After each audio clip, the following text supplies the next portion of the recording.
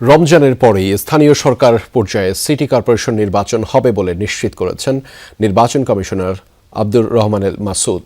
গ্লিটারের twin lemon ও antibacterial formula বাসনকে চকচকে জীবাণুমুক্ত করে আমাদের দেয় গ্লিটার গ্যারান্টি।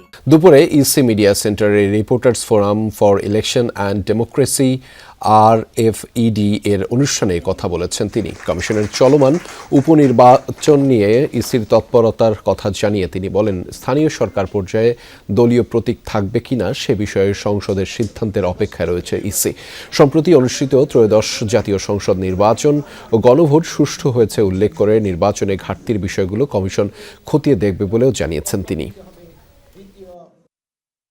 আমাদের উপনির্বাচন যে কয়টা আপনারা জেনেছেন, সেই নির্বাচনগুলো শিগগিরই ডেট তফসিল ঘোষণা করা হয়েছে। শিগগিরই নির্বাচন সেখানে অনুষ্ঠিত হবে।